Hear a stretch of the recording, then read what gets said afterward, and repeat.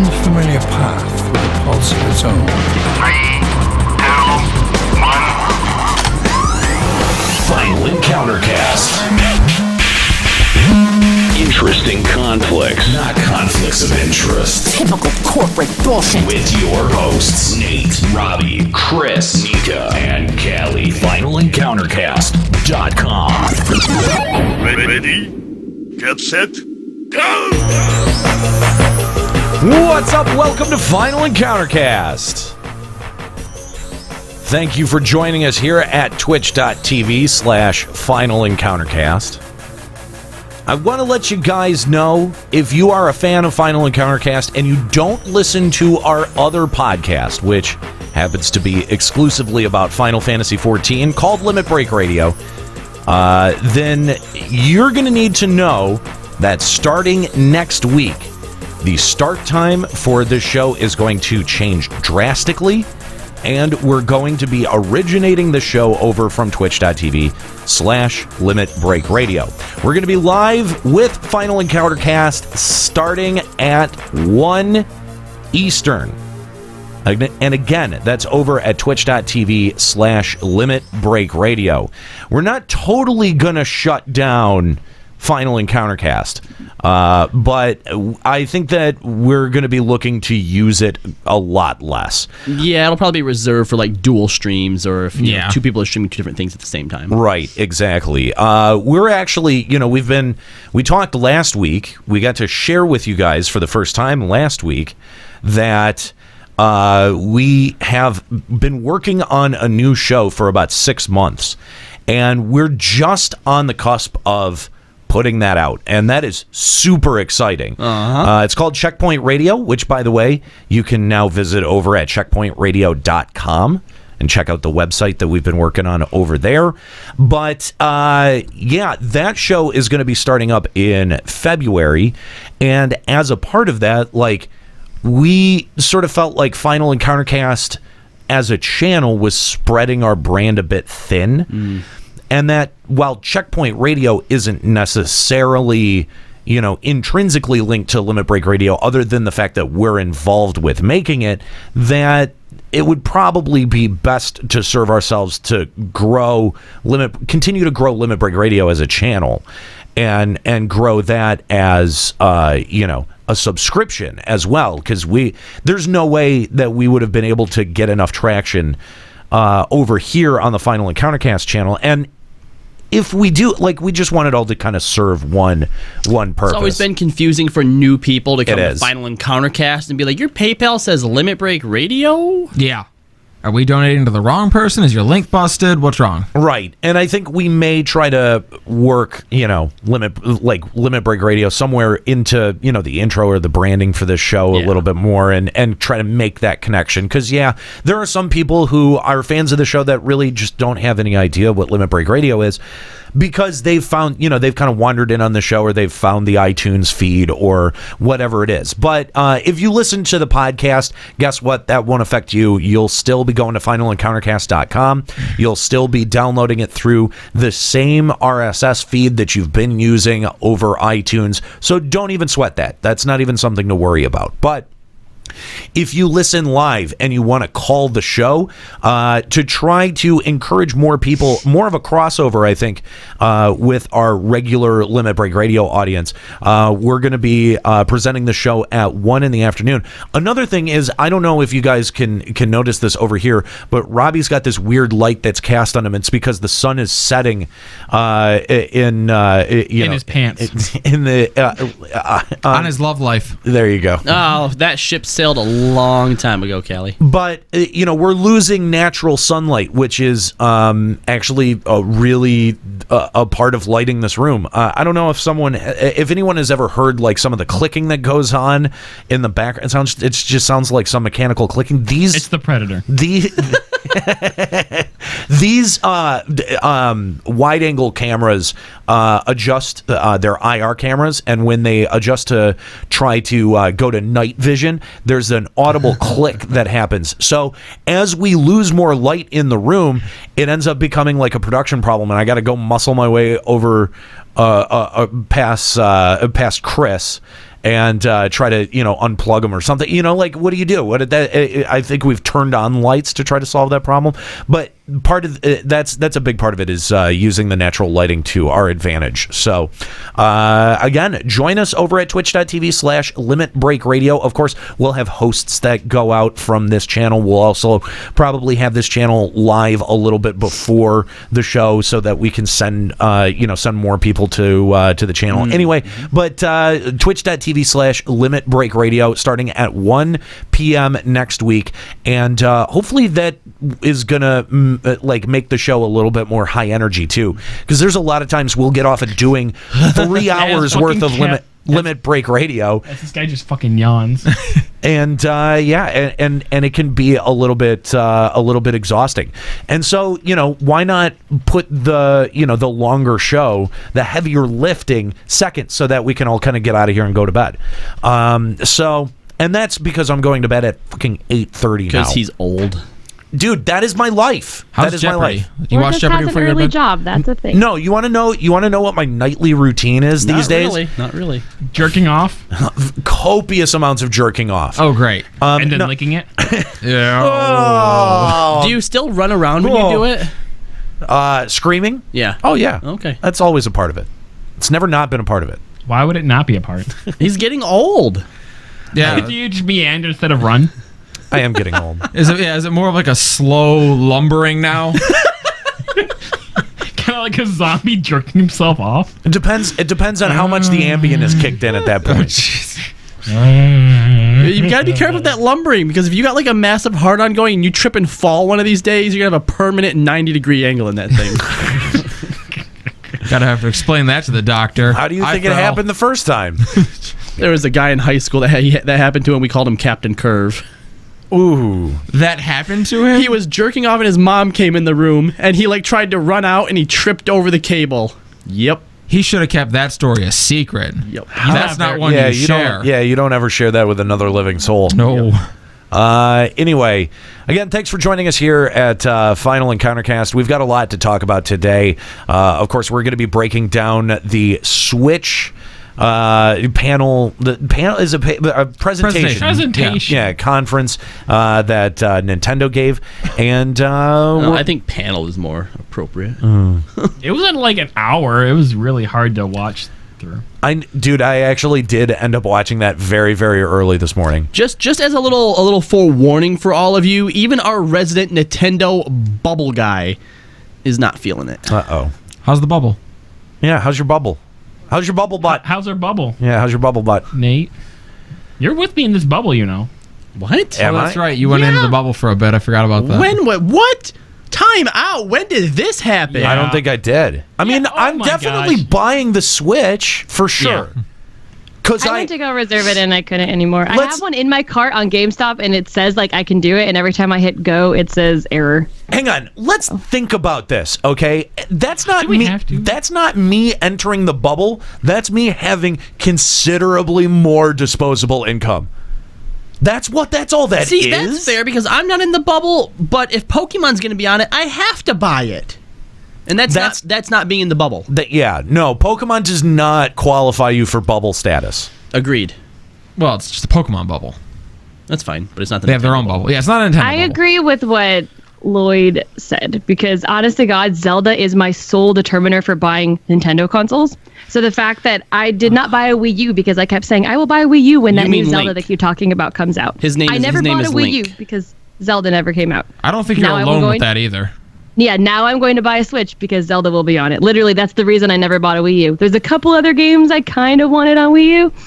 Didn't matter because there was no Zelda. Chris. Was there never a Zelda on the Wii U? No. Hyrule Warriors. Oh, yeah, there you go. Oh. But that's also on the 3DS, which I got on the 3DS. Yes. Smash Brothers. Link is in that. Which you can get on the 3DS. Oh, Jesus Christ. But there was no actual Zelda game. Hang on. I need a drop for this, and I can't do it. I'm not actually going to hold you to account. I'm gonna just let Chris hold you to account. Go ahead, Chris. I didn't actually buy it on the 3DS. Go in at her. Come on, you got triggered. Play it out. Come on. This is bullshit. This is your time to shine. What am I supposed to be doing? Call her out. Oh. Smash on 3DS is bad. Oh my god! And you should feel Yes, bad. I know it's bad, but what I'm saying is there was actually Zelda titles but they were also on the 3DS. So Wii U is a shitty system because no Zelda exists. Can I just point out that Chris's nameplate this week? We've been pretty. It says fad. Yeah, that's really creative. We've been really Props for that. We've been super creative. Wow, that's amazing. You know what, Chris? Shut up. We just gave you a clear shot at Nika, and you did the equivalent of a Junkrat trapping someone and then blowing yourself up. I'll tell you what. I would have on the sly changed that nameplate if you had redeemed yourself there. But I'm going to ask a question that I'm sure I actually know the answer to. If you buy Smash on the 3DS, you can't play against people on the Wii, correct? Correct. Well, you can't play the game at all because Smash on the 3DS is the most fucking retarded thing in the world. And you should feel bad if you're playing that unironically. I don't have it on that, but I want to know why you think it's bad. I just told you. Come on, the last time that we talked to him about why a Smash game was bad, it devolved into utter trash. So yeah, because he tried to justify saying that Melee was bad. That's true. I didn't say it was bad. I just said I prefer the new one. Well, your opinions are bad, and your face is bad. Should feel bad, and you look bad. Quite fat. It's just so mean. It's just so mean. I was listening to the radio on the way home from here. I think it was last week, and one of the hosts called the other. Was like, "Hey, listen here, fat boy." And I'm like, "That is the oldest and maybe best insult I've ever heard." It really is. It's so good. I like how we're just using fat as like his name. Yep. There's not even a pun in there. Just so uncreative. You just suck. Fat. Next time you change it to diet. Okay, how about dumb? Diet. I like having this kind of power to just be like, I'm gonna change your nameplate if I don't like you today, and I don't ever like Chris. So you mean fat? Fat. It's just so mean. I love it. All right, let's check out what's going on in the news. I'm here to do the news tonight. And that's the way the news goes. Ladies and gentlemen, we interrupt this program to bring you important news. Here's a story that's out of this world. All right, this is the news. I'm Dick Kickham. Let's start it off with Sony's big screen adaptation to Uncharted has been coming along slowly since its announcement, but it took a major step this week as screenwriter Joe Carnahan announced the script is officially completed. They are now going to move towards actually casting people. This thing is coming along so freaking slow. Do you even need an Uncharted movie at this point? Like, I'd say that still, like, Assassin's Creed came out, right? And it came out. Yeah, and it came out like right around the holidays, and it was as bad, or it was at least as marketed as bad as I thought it was going to be. Would expect. Yeah. Did you guys see some of the specifically the holiday themed ads for that? No. It was oh my god, it was cringeworthy. Think now I want to see it. Think the worst Bruce Willis movie you've ever seen. The last Die Hard. It was marketed like that. The Sixth Sense. Really? You don't like The Sixth Sense? You know what I would like for a video game movie is to just get somebody in there who knows to trim the Chris off of it so that we just get what we need. I see what you did there. Outstanding. At least that's kind of funny and original. I can't even get mad at that one. I feel like this is going to be a difficult episode for you, Fat. All right. He always finds a way to wiggle himself in. So Soft On Demand, a weirdly named porn company, has opened a new location in Japan's Akihabara. The building offers small, soundproof rooms for clients to... You get the idea. No, I don't. I need you to explain this to me. I don't understand. Also included... Are they singing karaoke? Yeah, that's what they're doing. Is it like soft serve ice cream? Kinda. I like ice cream. Yeah. It depends if you're watching the VR version of Two Girls, One Cup. Then it is like soft serve. Yeah.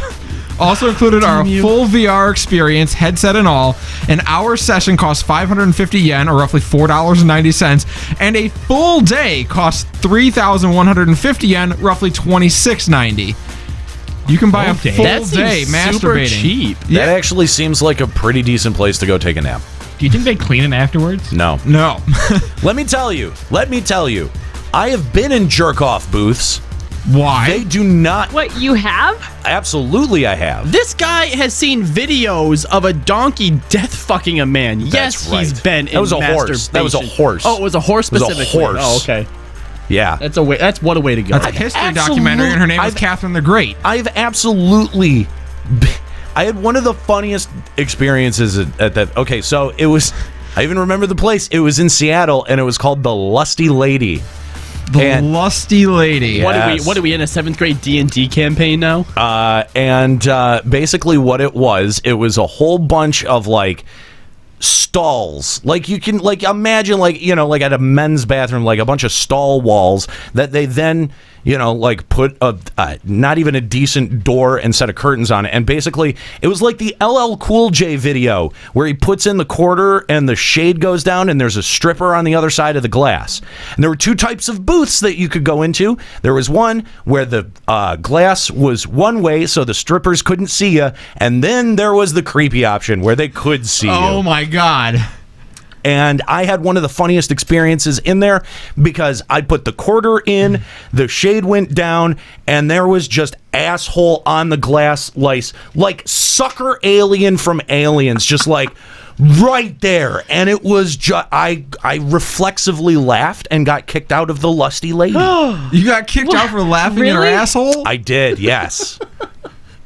Well, luckily at Soft Serve, or whatever it's called. Soft on Demand. It's Soft on Demand. I feel like that would be a really big letdown because in all the VR modes, you just have the limpest dick. Well, especially when you could have named your porn company Hard on Demand. That does seem like a really missed opportunity. Yeah, it does. Wow. Jeez, maybe that name was taken already. Yeah. It might have been. Following a year-long delay being announced at after being announced at E3 last year, Microsoft has now confirmed its upcoming collaboration with Platinum Games. Scalebound has been canceled. No! Thank fucking God. No comment was given on the reason for the Thank cancellation, God. nor would they comment on if they intend to work with Platinum Games again in the future. I am so happy about this. Now, people are disappointed because it's Platinum, and Platinum has a really good track record with shit that they make, and I understand that. But this was the game, for people who don't remember, this was the game that had dragons and also had Beats by Dre. Beats by Dragon. That's the second time that you've made that joke, and it's legitimately just as infuriating as the first time. It's time to chew ass. I'm so happy. Oh my God. That I think that's one that we can lose. I'm okay with this. Probably fine. Razer had 2 of its prototypes stolen at CES in Las Vegas this week. The first, Project Valerie, is a laptop with a built-in mechanical keyboard and 3 monitors, 2 of which slide out automatically when the laptop is opened. The second, Project Aria... So you can be annoying on the go. I fucking hate mechanical keyboards. Oh, mechanical keyboard. And I'm like, the 3 monitors is brilliant. That's badass. No, that is really cool, but I hate mechanical keyboards. Yeah, I mean, I like typing on them, but God, they're fucking annoying with the noise. The second, Project Ariana, won the People's Choice at the show and is a virtual reality projector which uses an ultra-wide fisheye lens and 2 3D depth sensing cameras to project a game onto the wall, taking obstacles like furniture into account. Razer called the theft a possible case of industrial espionage. I don't know. I think that next month we'll see a headline that Soft on Demand is now able to project all of their They're stuff. pouring onto the wall. I'd like to just see the Metal Gear version of that. Tactical business espionage. I love that they just call it industrial espionage and not some dude saw this and thought, that's a sweet laptop, I want it. Yeah, I would say that's probably a lot more likely. How many people got fired for this? Yeah, right? Yeah. The ESEA had 1.5 million of its users' information published online by hackers after they refused to pay a ransom of $100,000. The information includes their usernames, private messages, emails, forum posts, IP addresses, mobile phone numbers, passwords, and secret question answers. And that's what you get for fucking with Xerox, bitch! I've been seeing an increasing number of small stories, and granted, usually it's in the form of bitcoins. But if you guys recall, there was that hospital that was basically being held hostage for what amounted to like $10,000 in bitcoin, so they just paid it. Yeah. And the idea that they just demand small amounts, they'll just pay it out. I don't want to deal with this. I bet these guys wish they would have just paid that $100,000. $100,000, yeah, relatively small amount for a company. Although I don't know how big the ESEA is. I have no idea. It's an old esports association. But how much money do you think they've lost with all of that stuff being a lot more? Yeah.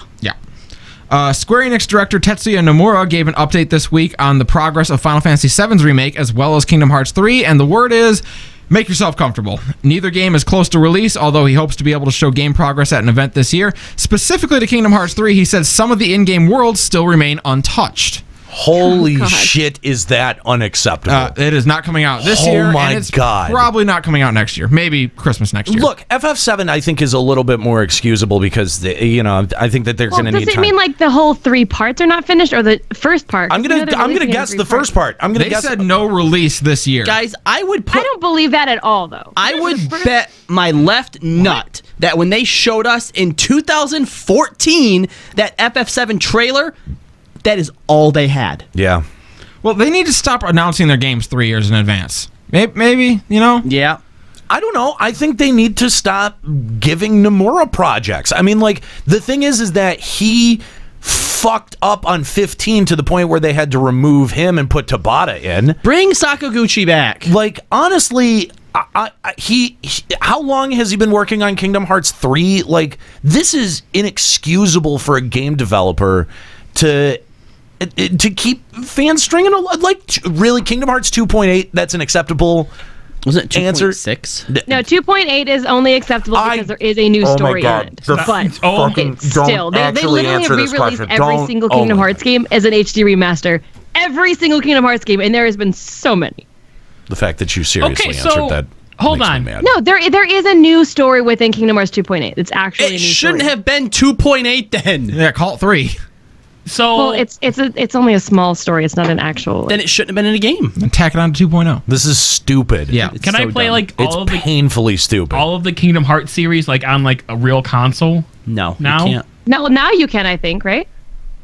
With the release of Kingdom Hearts 2.8, they released the most recent Kingdom Hearts game, which is Dream Drop Distance for the 3DS, on a console. So I think the only one, I'm not sure if Recoded has ever gotten a remaster. Also, I think things like Juxta, I will pay my rent right now if you drop the call with Nika. No, I think 358. Do not. It will fuck up the cameras. Do not. I'll murder you.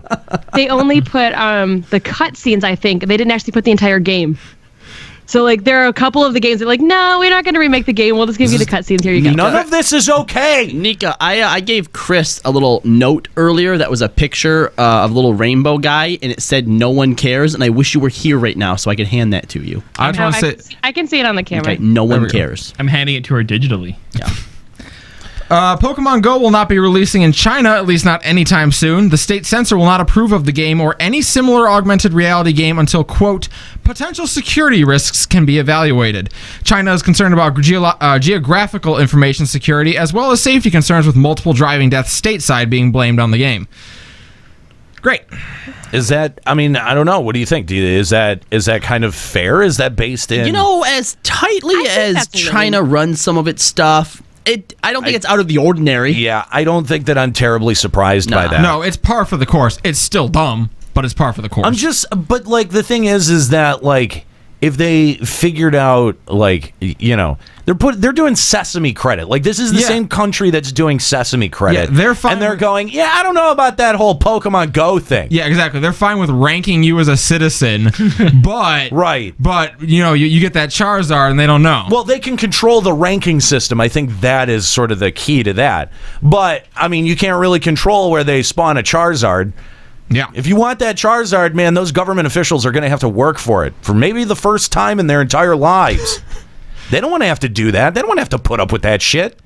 No. They need the keys to the kingdom before they will allow it in China. Well, here's the deal. It was made in Japan, and they don't want anything that was made in Japan in their country. Buy manga, your Sesame credit's going down. Dang. Sorry. During an interview about gaming, it wasn't about gaming. During an interview where they talked about gaming, SpaceX CEO Elon Musk stated he believed that storytelling in modern games isn't what it used to be. He said, Got quote, that right. Yeah. He said, quote, "As games have become more like the replacement for the NFL, I think the storytelling just gets generally neglected.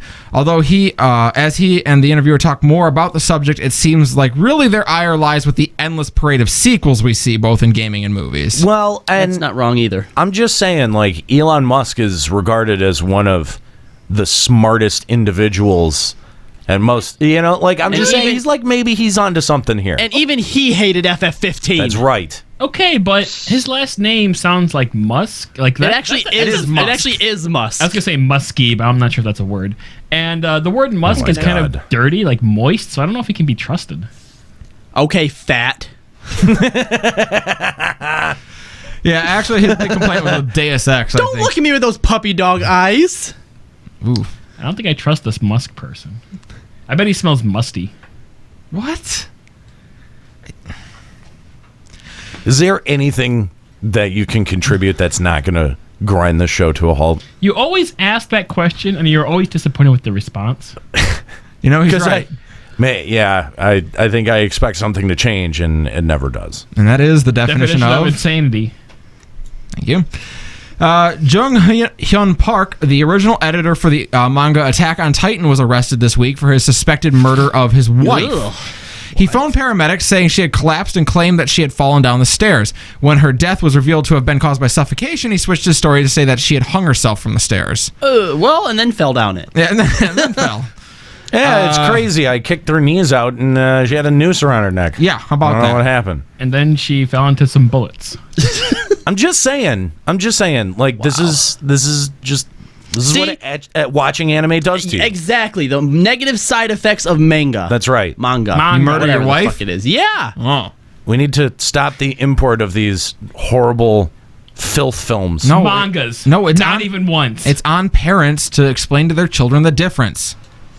Yes, that's right. Watch this gigantic titan eat the mother of the main character. Giant naked titan. That's right. Yeah. Contextualize that one. Explain that one, parents.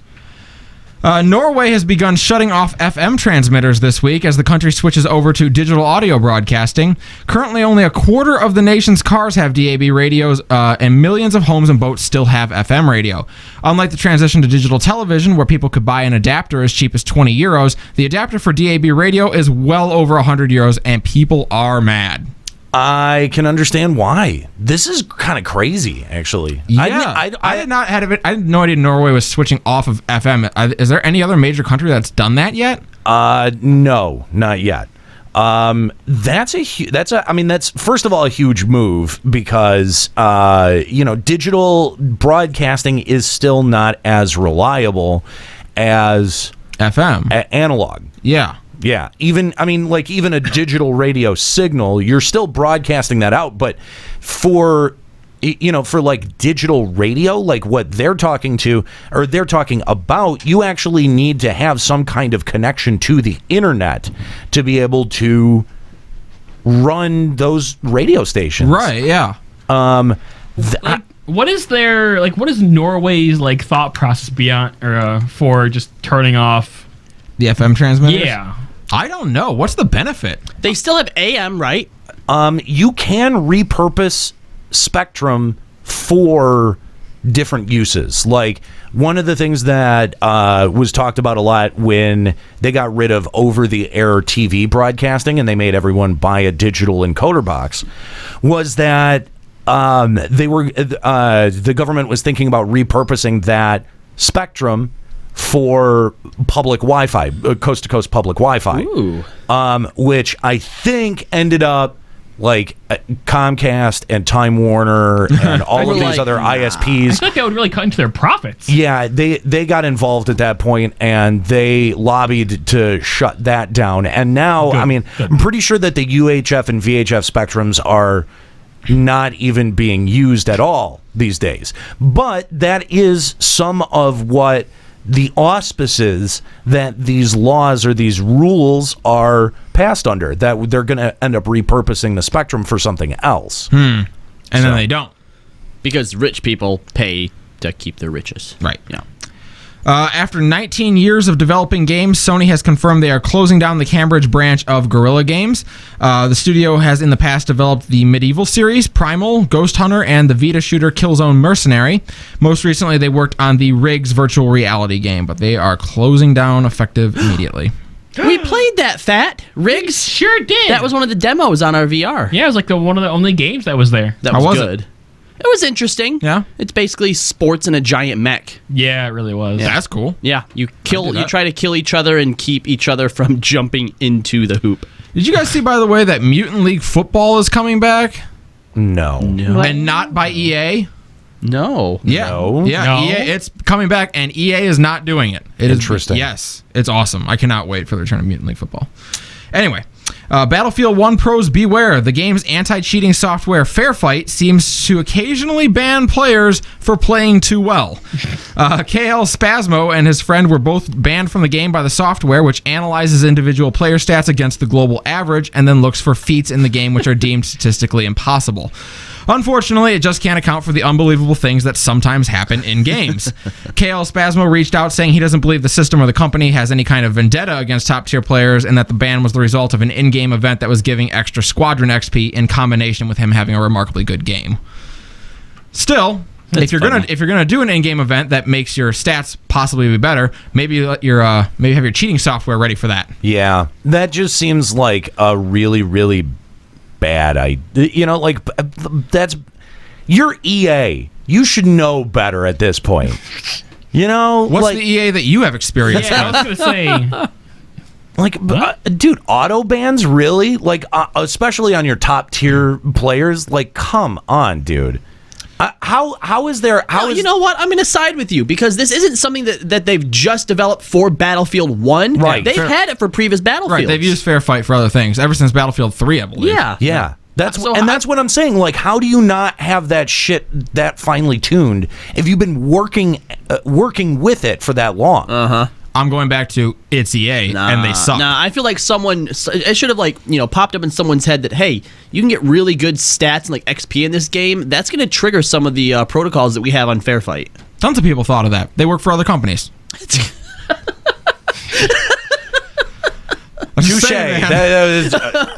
You know what? I'm even good. Callie, I'm going to give you credit for that one. That one was good. Fair enough. One was good. You'd never know that Final Fantasy 15 already released by talking to game director Hajime Tabata. We've learned that some of the upcoming developments for the game will be multiple endings depending on your choices in the game, as well as the monsters from the Season Pass DLC transitioning into hunts for the main game. The idea is to increase variety and give a fresh experience when doing multiple playthroughs of the game. They're also eyeing content centered around the characters like Iris and Aranea. Thank you. Jeez, it came to me as soon as I said it. And possibly adding the multiplayer avatar into the game as well. There's a lot more stuff that's being added into this game. Boy, I can't wait for Final Fantasy 15 to come out. Yeah, when's that releasing? well, no, okay, this is actually really smart. See, they release a really shitty game at the start, and everyone plays it. And it like wasn't 80 really hours. shitty. It only had just some issues. Yeah, thanks. It wasn't really shitty. It's really shitty. It was still good. It just had issues. Sure, Nika. And then they release all these good things about the game and make the game complete, and then people play it again. This is going to be one of those games, and where I wish I had played it a year after launch. I have that feeling. That's why I stopped playing it. I'm like, you know what? When it's finished, when everything's out. This is going to be like a Nero with his Pokemon game. He waited 3 months after launch. He's going to get a much better experience. Excuse me. Nero waited like 15 years to get into Pokemon. That's true. That's true. Fair enough. I put it down for a long time. But I mean, like, to be fair, like, I legitimately really got back into it when I did. You sure did. Okay, hold on. What is the multiplayer avatar? So, they're adding a multiplayer mode in? The avatar that you create for yourself. They're adding a multiplayer. That's one of the DLCs. You get to, create a character for yourself within the world. Yeah. Okay, so... We're not entirely sure how it's going to work yet. We don't know how the multiplayer is going to work? No, we just know that it's going to exist. Yeah. Pass. Great. I don't know. I have high hopes, but I don't want to put any spoiler theories out there right now. But anyone hit me up, and I will talk my theories all day long. Nika. Well, I mean, I feel very conflicted about the idea of multiple endings. In a Final Fantasy game, that's very weird. Yeah. It's very, very strange. You know what? Because actually, I don't know. I mean, I don't know anything about the ending, so I don't know. Honestly, I feel like I don't know. It depends on what they want to call canon or not. If they're like, oh, there's one canon ending and then there's multiple endings depending on choices. Because let's be real, they had the idea of putting choices into the game, which is great. But there's so many times where it's like, make sure you pick the best choices, just like you would if you were really a king, and then literally it changes nothing if you fuck it up or not. Like, so it's kind of a cool idea that they'll add more stuff in. But I'm not sure, like, over the flow of the story and how it ends up, like, how they would end up with multiple endings. I'm not really sure how that would work. Yeah, because something that I've always enjoyed about the Final Fantasies is they deliver a very, very specific and precise narrative to you. Now, when you're playing through it, you might notice different things, right? But everybody who plays is watching the same story, whereas when you look at games like the Star Ocean games, those are designed to where your choices impact the game. Same thing with Mass Effect, you know? Well, and the fun thing about Final Fantasy story is you're supposed to get something out of the second playthrough, like knowing where it ends up, you're supposed to get something different out of it the second time, but I don't know. Yeah, no, the ending is supposed to recontextualize the journey. Exactly. That's what I've always really liked about the writing for Final Fantasy is that you have a reason to play it again because it's like you have information that you didn't have the first time going through. And the narratives were very purposefully constructed like that. And, you know, I'm not saying that multiple endings is a bad thing. There are a lot of games with multiple endings that I really like. The Chrono series is... I was just going to mention, I figured the multiple endings are going to be like the Chrono Trigger. You realize, like, Chrono Trigger, though, so many of them are completely non-canon. Like the one where it turns into a bunch of lizard people. Well, and they already said that these endings, none of the other endings will be canon. The one that we've already played is the canon ending to the game. But you know what I think would be cool with multiple endings? The ending you get depends on how well you played the game. If you died a lot, you get a shitty ending. That'd be cool. If you were like on hard and you played like flawlessly, then you get to see the best ending. The real ending? The real ending. Where Tidus comes back? Yeah. Oh my god. Oh no. Ugh. Don't do this to me. All right.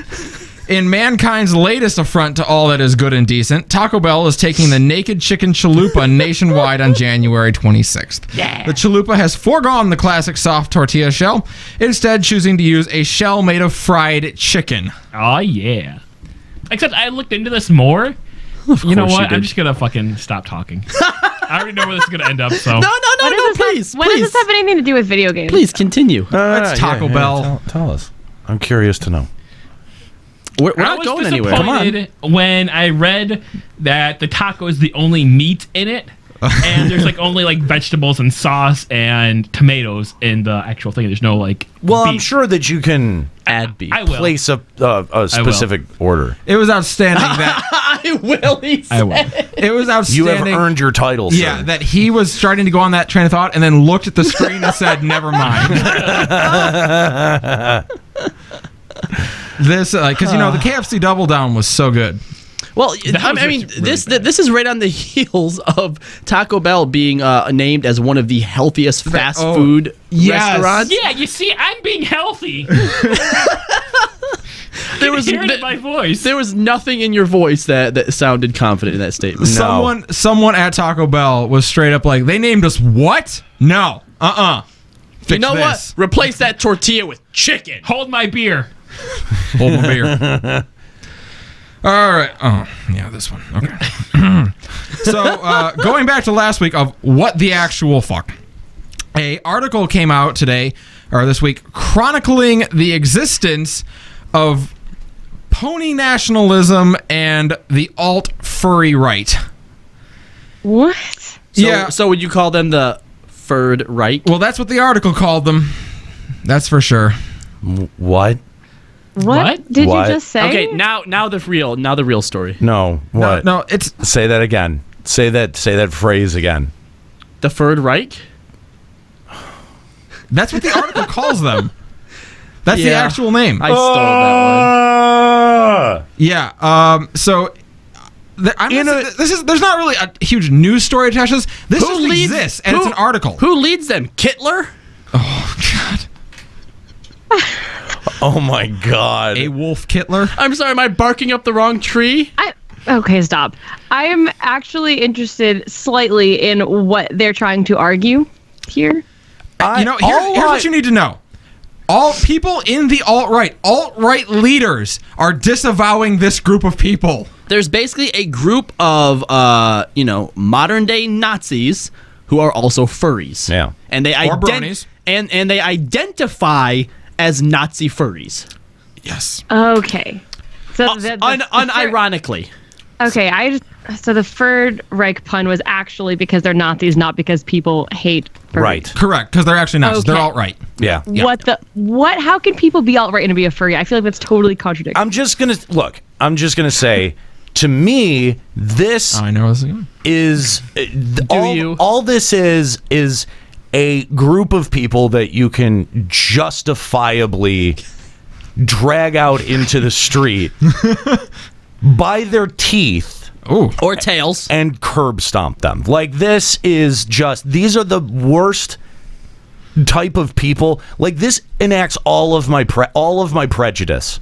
Yeah. Is Nazis and furries. Nazis and furries. Like, there's not a more despicable combination of human being that I could think of. You've heard of Nazi zombies. Now get ready for...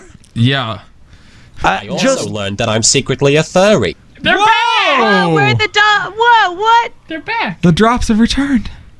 I'm so happy. What? How long has it been since you checked that? I don't know, about 30 minutes. Wow. I'm surprised. I'm actually kind of surprised that they're I back. feel really empty without my drops, so I got them back. Well, I kind of wish you would have used it to greater effect, though. Howdy. It's just like that's just it's a group of people that if those were the people that were dying in Syria, I would be probably okay with it. Well, yeah, I'm good with it. Heroes never die. If those were the people that were having to go through sarin gas attacks, like, I'm pretty sure I'd be okay with What it. do you have to go through and experience in your life to become a Nazi and a furry? I think that's a Lifetime movie waiting to happen.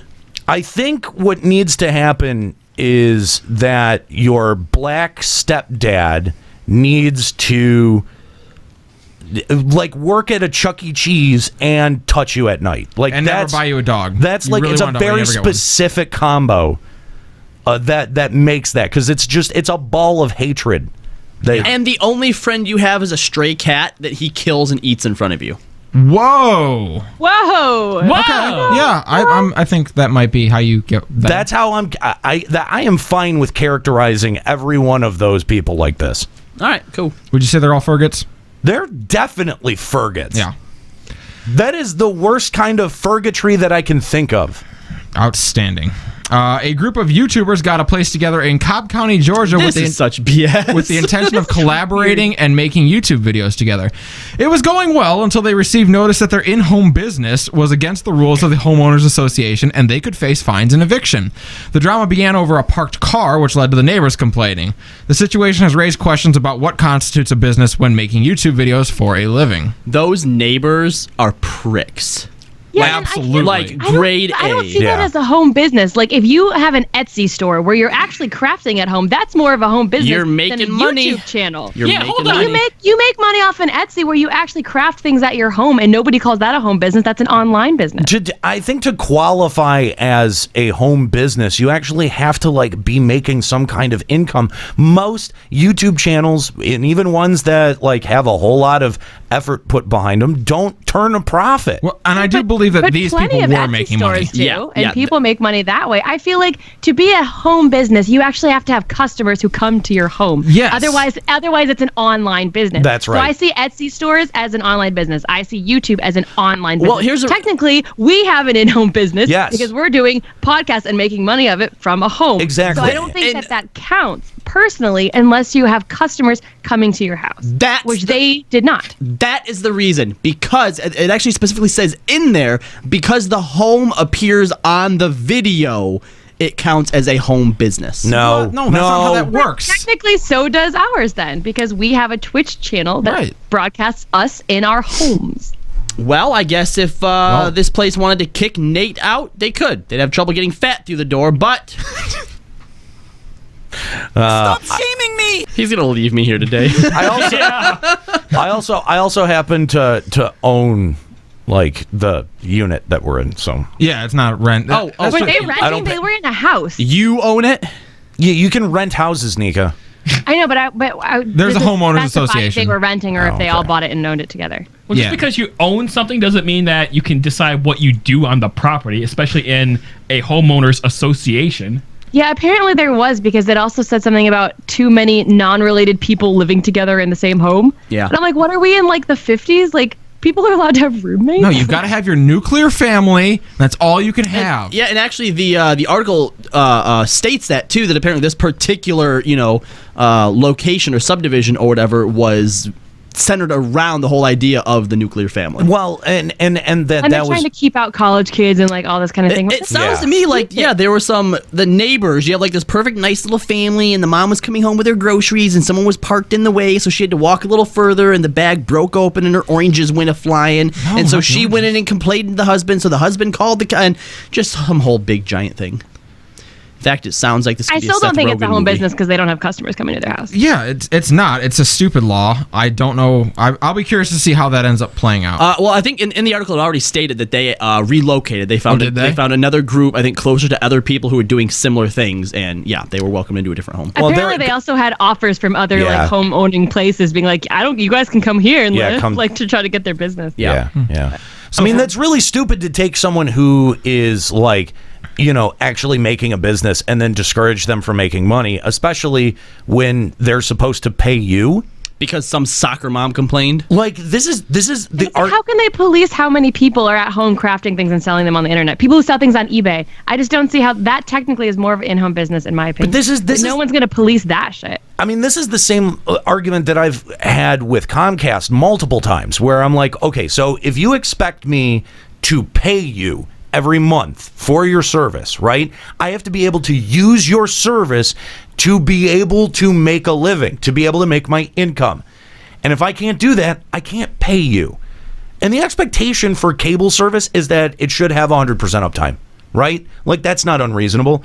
I've had shitty ISPs that give you 100% uptime. That have had 100% uptime. Right. And it's like, hey, look, if a power line goes down somewhere and our internet goes out, I get it. But if it's every Sunday I'm having issues with my internet going out? It's every 3 days. Yeah, exactly. It was every 3 days that I was having problems. Right. Oh, my God.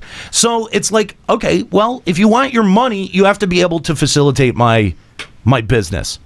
And at the end of the day, if this homeowners association or whatever, because I'm sure that they had to pay into that, if they wanted to get money out of these guys at the end of the day, why would you discourage them from being able to make their money? Because it's not the kind of people they want in their homeowners association. They wanted them to leave. That's what it is. Well, then I sincerely hope that whoever I hope that the next couple that they rent out to look like your most average normal couple, but are part of the Third Reich. And also gigantic meth heads. So they have their scat pile in the corner, their meth pile in the other corner, and it just smells like yiffing and poo. Well, my God. They're furries, Nazis, and meth heads? And scat freaks. Whoa! Yeah. Threw up in my mouth a little bit. A bit, yeah. All right. For more information on the news and other stories, visit our blog at finalencountercast.com. Although I don't know why you would. Why would you want to know more about furgets? That article was just planning a hate crime. It was a surreal experience reading that article. Someone had to do it. Apparently, we all did it, since everyone seemed to know about it. You're welcome. Congratulations, guys. I was using my imagination. Fursuits and furry identity fit into their mold of like the perfect blonde-haired, blue-eyed person? I think it's actually more about hating people, Nika. Yeah. Yeah, I'm sure, but like they're also very racist, and I feel like if you are also a furry, it doesn't make sense. I don't get it. But there is no race behind a fursuit. They just don't like specific color felt. Yeah. Oh, okay. That makes them Not really dark upset. Colors. No dark colors. Oh my God. I can't even begin to address the logic. It just doesn't even make sense. Nika, you're trying to apply logic to something that doesn't have none, any. where there is none. Yeah. It's like thinking about the center of a black and hole. then pretend that they are all of one race. Yeah. So, how about that Nintendo Switch? Ugh. Yay! I'm excited for it because Zelda. That's my it. God. So let's rephrase. You're excited for Zelda. Yes. Okay. I'm excited for Zelda. Yes. A few days ago, there was a Nintendo conference where a lot of details about the Switch were unveiled. We got a price point. Got a lot of details. And all of a sudden, they're like, surprise, pre-order start tomorrow. Like, fuck. So, I mean, the first thing that I kind of wanted to, I mean, like, the overall quality to the presentation that Nintendo gave. Pretty lackluster. Yeah. Surprisingly so. That was not very good at all. Which is weird out of them because they usually put on a very good presentation. It's not, dude, it's, that translation job was probably one of the worst. Yes. Oh my God. It was terrible. Am I correct in not understanding that at some point he was like, oh crap, I have to catch up? Like he had fallen really far behind on the translation? Yeah. Oh. It was during one of the video game presentations. I guess what I assume happened, I don't know if this is true or not, but I would just feel like the guy was just like speaking such a weird like dialect of Japanese that the translator was like, what the fuck is he saying? Was that for when Suda was on stage? Suda 51? I think. I think it's the guy that like jumped out was like, I'm a person. I can't remember. I don't know. I'm a person. I'm a person. And the translator's like, what? He's a person? He's a person. What do I do with that? Where do I take that? I don't know. So we got our price point. What do you think? $299.99. Yeah, because we were hearing originally $240, which was a great deal. $249. But at the same time, that $50. That's not bad. I guess. guess. That original $249 mark was from a European website, so it was probably €249. All right, so what you drop your $300 on it. What are you getting? You're obviously getting the Switch console, right? Okay, yeah. It's coming with a game, I assume. No game. No, only if you buy the bundle pack. Okay. Does it need any additional dongle controller thingies? It comes with the actual grippers to switch it into the handheld version. I would assume that it would come with that. Yes. But the thing is that there are different colored ones, and like certain colors sold out really fast. There's something called like a Joy-Con. What's that? Can we just list off the shit? All right. Yeah. So like, it comes with the Switch, which is the tablet thing. It comes with the docking station, which connects to the TV. Okay. Comes with a Joy-Con L, Joy-Con R, which is the controller. That's the converter controller for mobile. It's just the controller. The controller. It's just the control, but then it hooks onto the sides of it. Nika. It's the controller. Yes, it hooks onto the sides of the tablet. It also hooks onto the Joy-Con grip, which is like turns into like a real controller, which, by the way, does not charge. Like the Joy-Con grip, the one that comes with the system, doesn't actually like charge. I think it's just plastic. You can buy one that charges the controllers, but the one that comes with the system does not. That's bullshit. That's stupid. Wow. Yes, I just looked that up like 5 minutes ago. Oh my God. Okay, that's dumb. Also comes with wrist straps for the Joy-Con L and Joy-Con R, and the AC adapter and HDMI cords. Okay, so basically you get everything that you need to play the Switch except for a game. Yeah. Wait, they advertise that it comes with wrist straps? Yes. It's like Bubsy advertising that it has 1-ups in its game. The hell?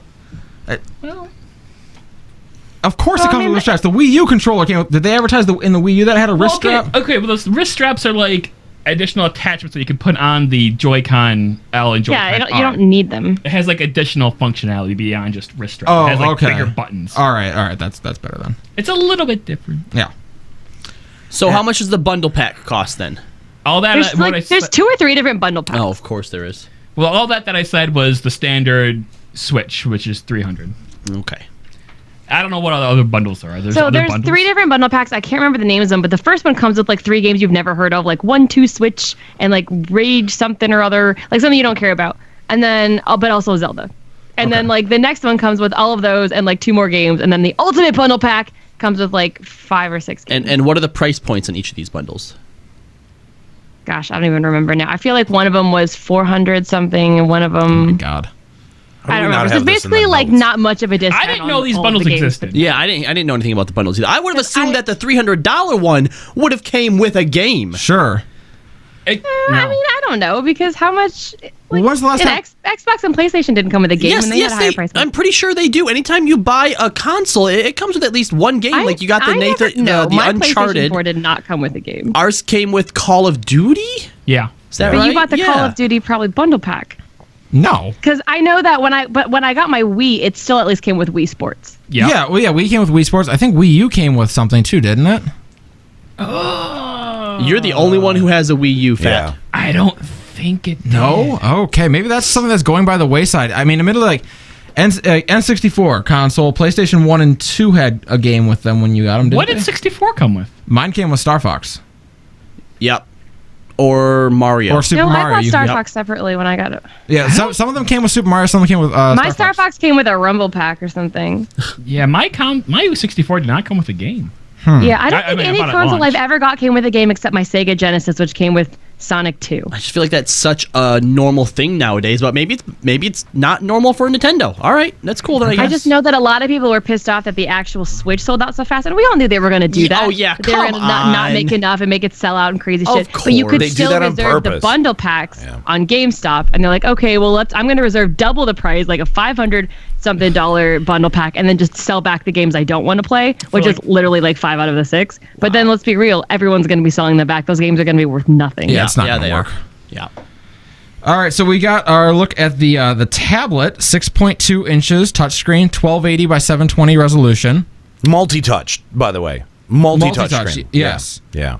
That's kind of important because we didn't even know the last time we had talked about the touch or the Switch. We didn't even really know if the screen was a tablet or if it was. Yeah, that's very true. Yeah. So they did confirm that it's a multi-touch like tablet screen. Yeah. That's good.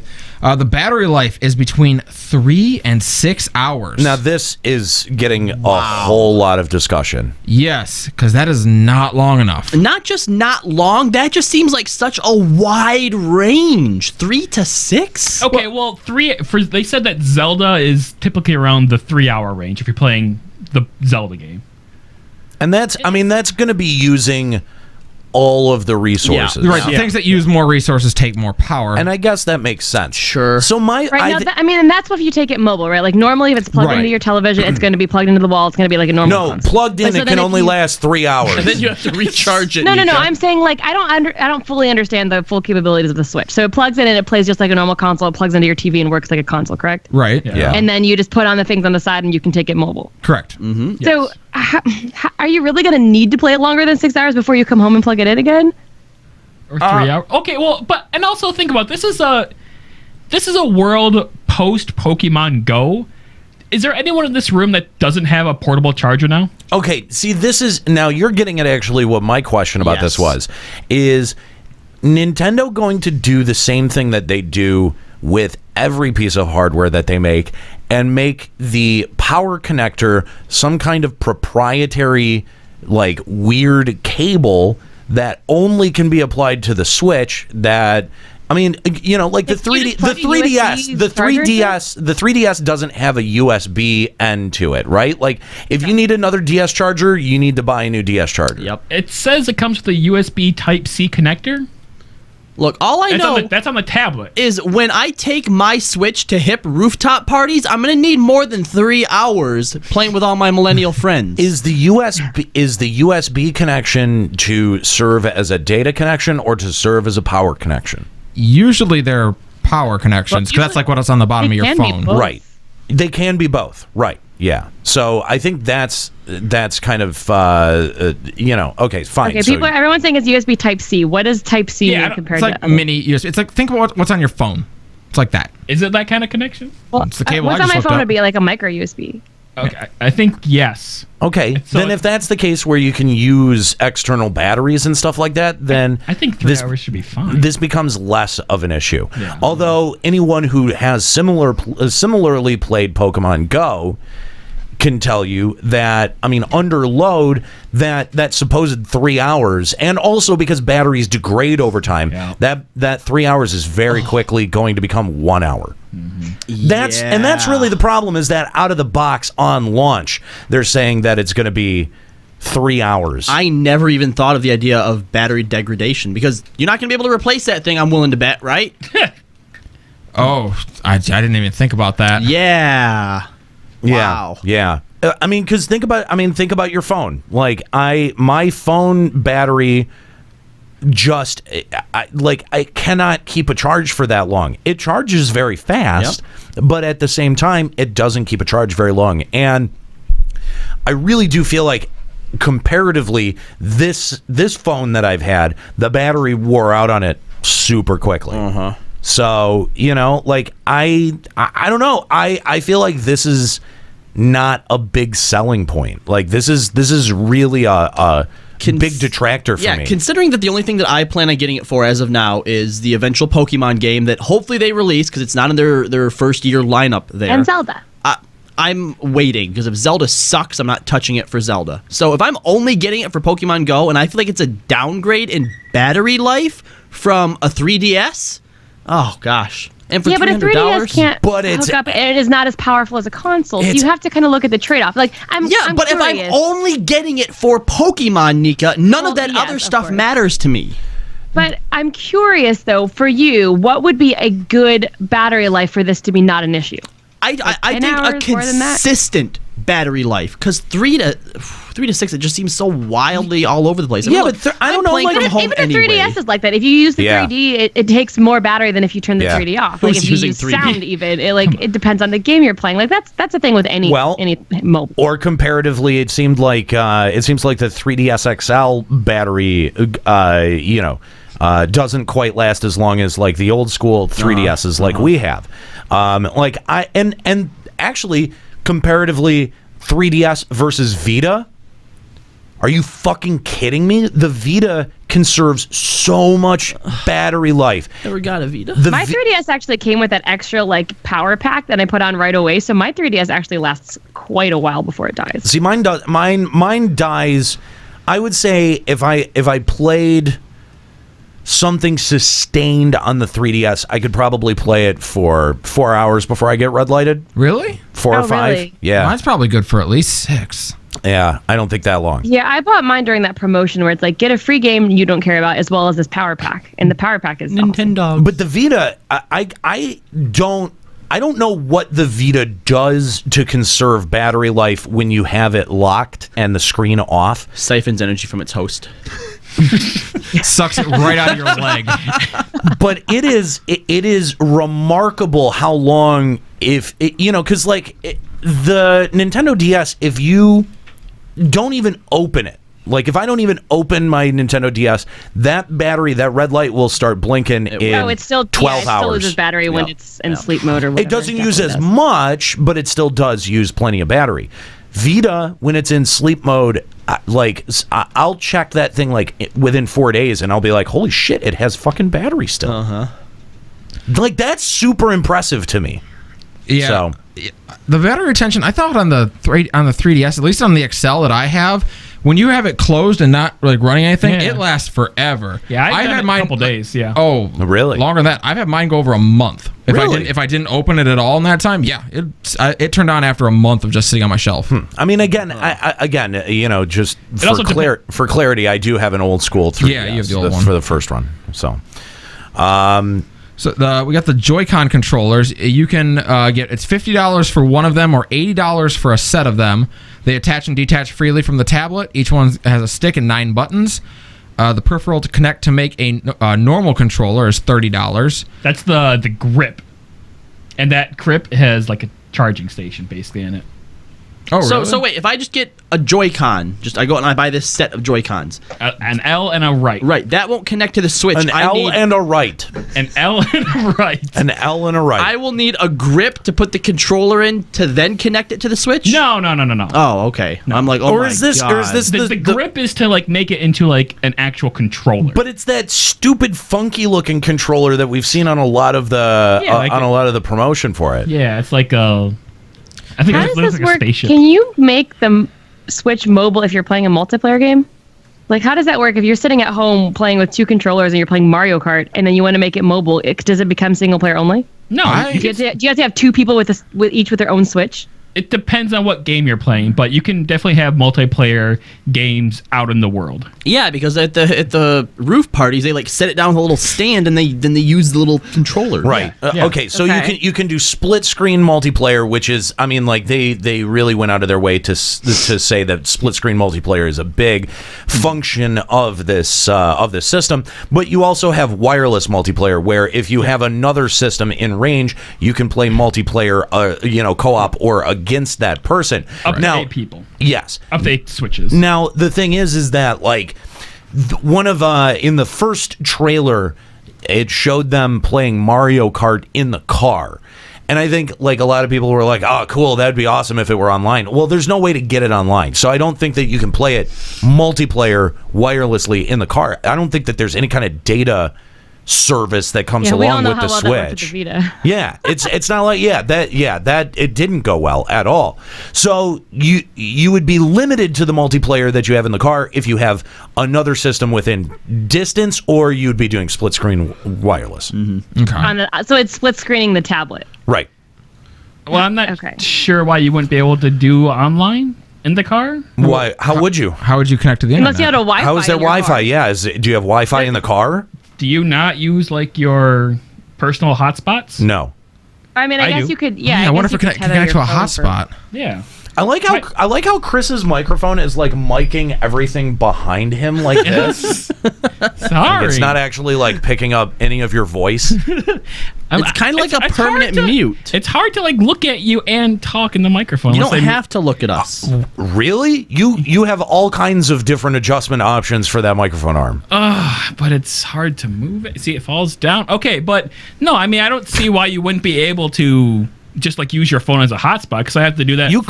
For Robbie all the time. You You could. did that for me a lot of your once. data, though. Well, Probably. Exactly. Nika's exactly right. It eats a ton of data, first of all. And if you're like me, if you're a poor, then unless you're a poor, it's not an issue. how many gigs of data do you have on your service? 10? I have 2. Why? Split between 3 phones. That sucks. Yeah. Okay, but 2 phones are your I think parents, I have 8 right? on mine. How much do they use? More than you would think. More than parents have any business using. But it's also it's actually my mom and my sister who I'm on a split plan with. Oh, sister, she's eating it all. Yeah. Was he sarcastic? A little. I have no idea. She's using Tumblr all the time, man. Eats through that data. Tumblr. But it does seem like there's already a ton of nickel and dime shit that they're trying to pass off here. Oh, yeah. Boy, does it. Yeah. It does kind of feel like, hey, we got the price point down to $300. Here's the problem. You got to pay for everything. Yeah. So the Switch specs, have not been published yet, but the rumors are, of course, we know the GPU is based on the NVIDIA Tegra X1. It's effectively 256 core Maxwell graphics processing and an octa-core processor, 8 cores. That's what the rumor is. Wow. Well, I mean, that is why the battery would probably. That's why it eats 3 hours of battery life right there. It is core processor. Less than a month and a half away, and they haven't released the specs yet. Isn't that kind of weird? When did we get this? Kind of interesting. When did we get the specs for the PS4? Because it wasn't until pretty close to release, was right? it? Huh. I don't actually remember. Because they didn't really they did that big announcement where they showed off a lot of the features of the PS4 and then like bombed in Xbox's price point. That was at an E3. That was at E3. But they didn't give us the specs at that announcement. No, it was later. As a consumer that's going to pre-order something, wouldn't you like to know the specs on what you're ordering? It's absolutely. Nintendo. It's going to be shitty. Yeah, I think that is sort of the expectation from most people at this point. I mean, like the trade-off is that you get that great portability, though. So there is a functional trade-off. Like it's not that Nintendo hasn't really considered this. Yeah, I guess just from a personal bias standpoint, all the people that are buying this, the functionality assumes that you have friends and you're not just a hermit that stays at home. So. Well, the Wii has always been like a family console or a party console. It's never been like a stay-at-home in your basement console, ever. It's true. So I think they always just kind of assume because they know that that's their target market. And the Wii U was a hermit console. It was all by itself. No one had anyone. Fat has it. Why? Smash Brothers. Oh. Yeah, that's the only reason people thought it was. No? You didn't get Bayonetta 2? No.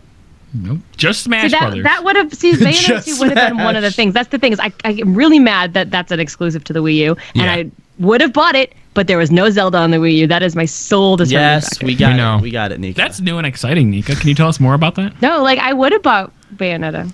It's a good game. Didn't sell me. This is great. The Switch Online service Oh my that God. they're going to charge for.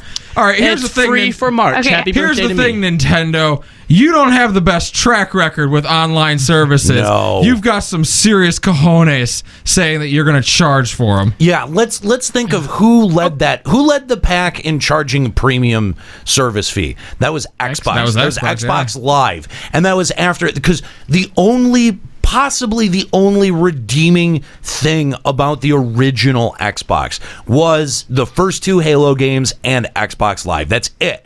Xbox Live was one of the best functions and features out of that system. It worked so well. It was awesome. Yeah. Especially when PC was struggling to kind of implement that same sort of technology smoothly up until that point. Think about 2002. You could bust out your Xbox and connect with one of your friends and play Halo. And it was perfectly easy. Think about like how much of a pain it was to set up like a LAN game at that time on PC. It sure and was. Xbox made it so easy. And dude, and the way that they revamped the system and then started charging, charging more for it, the gold silver packs. Silver, yep. When it jumped over to 360, that was appropriate.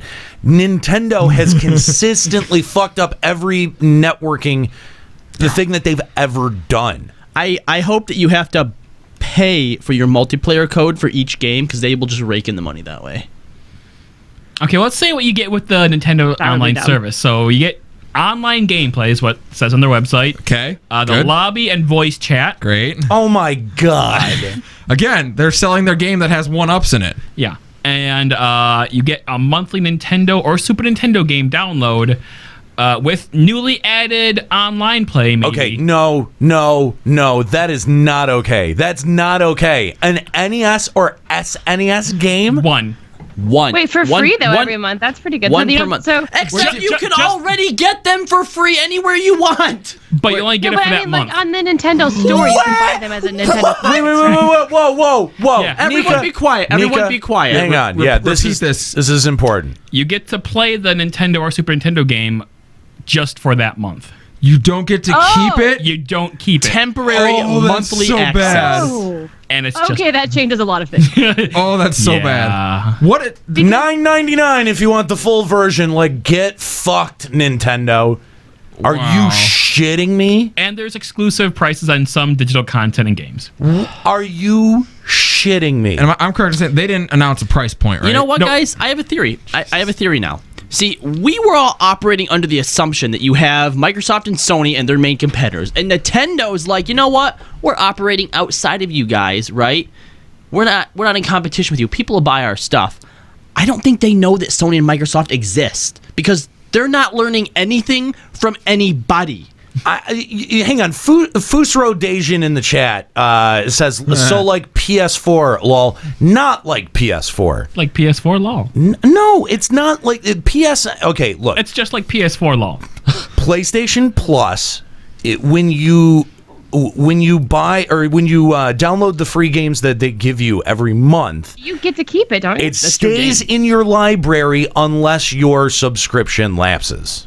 Right. You can download them at any time. You can play them at any time. I joined PlayStation Plus like 3 years ago, and I have games that I downloaded my first month that I can still access now. The fact that it cuts you off after 30 days for an SNES game, A game you've shitting already me? played. Oh my god, that is. Like I was gonna say, like if you're paying a premium subscription, but you get a free Nintendo or Super Nintendo game every month, I'd say that's fair because they're like $5 to $10 on the store. But Yeah, no. Or if you don't you get to could keep bust them, out an that's emulator. dumb. Yeah. Yeah, that's really I mean, the thing. obviously, but I feel like that's a good way to say, hey, you don't have to get an emulator. You can play this on mobile. If all you have to do is pay for our online subscription, you get a free game every month. Nope. That's a selling point. No. No. I don't know if it is. Not for SNES and NES. Yeah, no, they've got a. I mean, they said that the virtual console they're going to unlock that for GameCube. I mean, they've got a big library there. I mean, like if they threw 64 and GameCube in, absolutely, that's fine. I'd be fine with it. But just NES and SNES, they're great games, yeah. But But come on. The funny thing is, like, I don't think you get to keep like all the virtual console games you've bought on the Wii or Wii U or 3DS. No, you have to rebuy those. You got to rebuy them on the Switch. If you want, because I actually have some bought on my Wii. Oh yeah, they're horning deep for this one. If you want to play those on the Switch, rebuy them. Oh man. Okay, but that is cringeworthy. If you don't want to pay for the premium service, then you get the free users get to manage their friends list, use the eShop, share screenshots to social media without a paywall, and access parental controls. Hang on.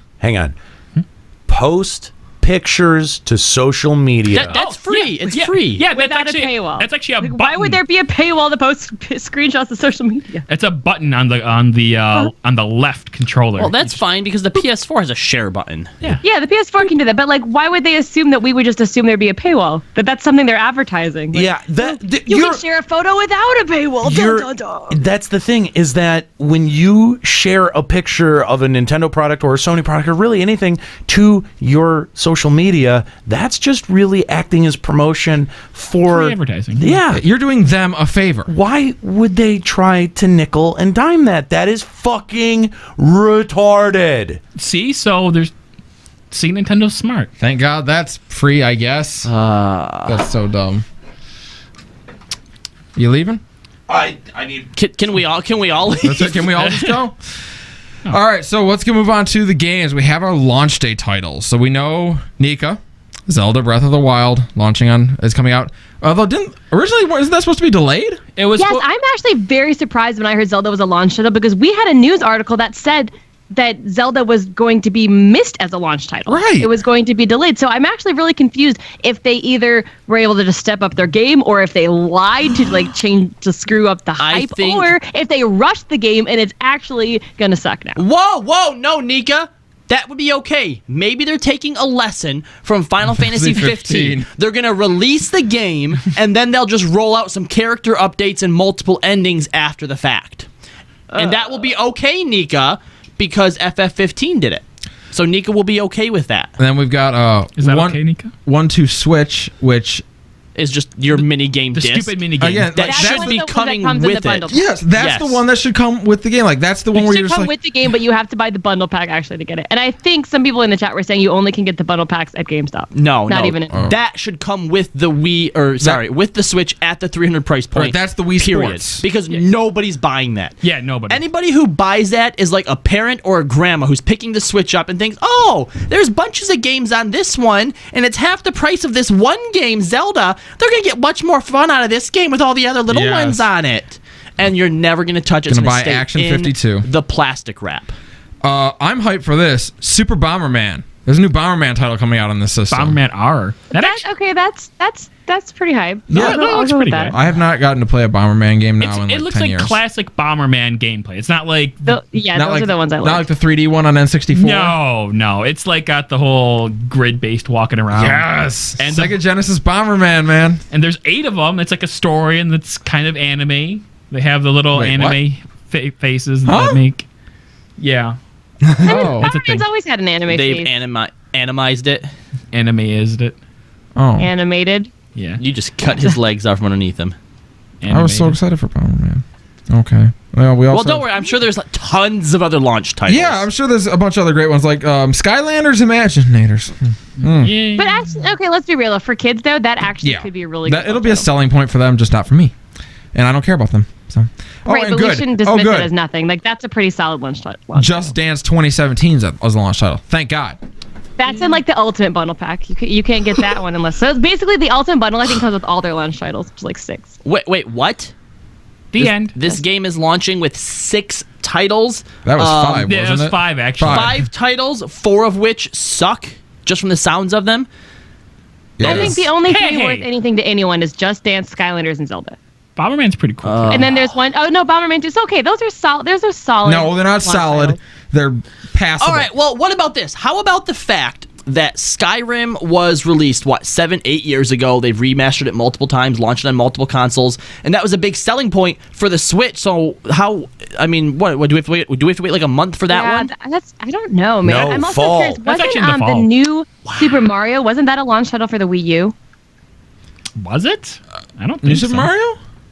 Because there was the new Super Mario Brothers that was just on the Wii, and then when the Wii U came out, they had the new Super Mario Brothers Wii U. I could have sworn that was a launch title. It wasn't. No, the one that like ruins friendships, where you can like pop the bubbles and drop them down the thing. That one's also on the Wii, but then they also had like a very similar one on the Wii U. Oh, Super Mario 3D World. No, 3D World was great. Yeah, that was good, but it wasn't a launch title. No, but that was on 3. No, he's talking about Super Mario Brothers Wii U. I feel like there was a Mario game that was a launch title. Because I feel like for not having a Mario game on the launch title of the Wii or the Switch, I feel like that's kind of a bad decision. Yeah. That Skyrim thing though, are you kidding? Poochie Woochie saying that it's standard Skyrim, not even the HD version. So how is it not ready to go at launch? Yeah.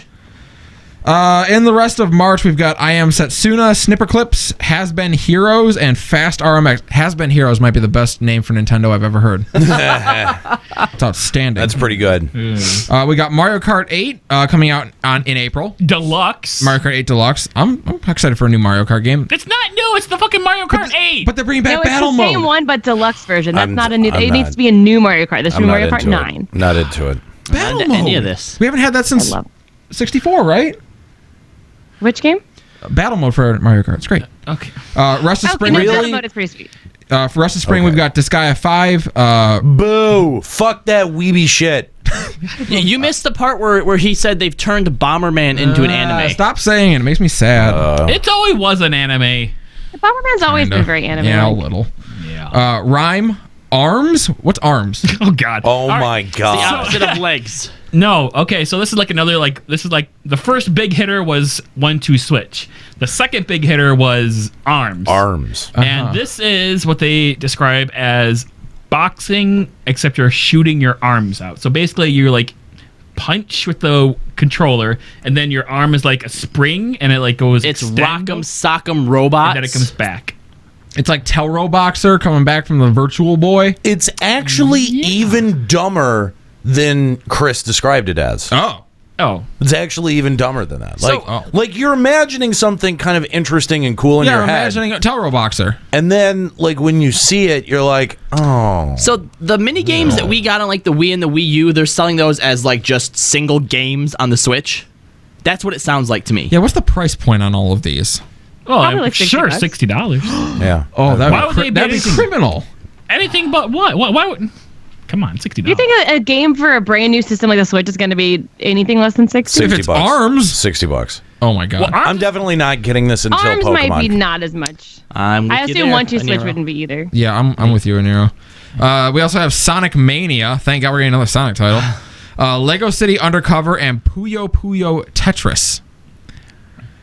What is a Puyo What is Puyo? Puyo Puyo? I was hoping you would know Resident Weeb Nika. Well, I don't know. I like Tetris. Surin likes Tetris. I don't know what Puyo Puyo Tetris would be. Yeah, I like Tetris. What's... I'm looking it up. Hold on. Yeah, hook us up here. Puyo. If The it's- first thing I thought of was If it's like Ponyo, and I Tetris know it's not Attack, the same. I would love that. That'd be sweet. It's gonna be something stupid like Tetris, but as candy. The Return of Kirby's Avalanche or something like that. I'd be up for that. Dr. Robotnik's Mean Bean Machine. No, this is definitely just Tetris. Oh. So what Tetris, makes it? Tetris Vanilla? What makes it Puyo Puyo? The backgrounds, probably? Anime characters. Oh, Oh. great. Is it a Tetris with anime characters for real? Well, it has. Kind of. It's got kind of like an anime-y theme to it, Yeah.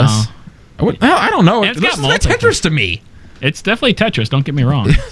Yeah, it's definitely. Anyway. They're trying to build hype with the Puyo and the Puyo. Yeah. Ren run in the chat saying Puyo Puyo is a super popular puzzle game. So So popular, they're I've like never heard of combining it. So- that. With Okay, well- Tetris. So Puyo Puyo made normal Tetris for the Switch. What the shit? This looks like fucking. Does that be Jewel? No, it's Dr. Robotnik's Mean Bean Machine. But actually is Kirby's Avalanche. But no, it's next to a fucking Tetris game. Yeah, it is. That's so weird. What the fuck is going on? It's 2 puzzle games in one, maybe? Oh my God. Nintendo. Never mind. I'm buying this. I will Oh, buy this for God. Dr. Robotnik's Mean Bean Machine. It's great. Can we fire him? My favorite puzzle game. Yeah, we can fire him. You're Yep. fired. Go ahead. I want Tetris Attack, Summertime, we've got Splatoon 2 coming out. which Fall. is really popular for children who haven't played a first-person shooter before. Correct. Fall, we'll see Skyrim. So, Robbie, you can get into it at that Except point. I have Skyrim on the Xbox, and I have Skyrim and Skyrim Remastered. Yeah, but you can't play that on Steam. rooftop parties. You can play. I don't get invited to rooftop parties. You can play. Not cool enough. Skyrim's a solo player game. Why would you want to play that at a rooftop party? You can play through Skyrim at least 4 times in the time between now and when Skyrim comes out on the Switch. And not run out of battery life. And in the holiday 2017 season, we have Super Mario Odyssey coming out. Okay, now this I really need to ask you guys about, because this is the first time that it's the first time that Super Mario has had a hub world attached to it since GameCube, right? Mario Sunshine? Yeah. Sunshine, yes. Sunshine.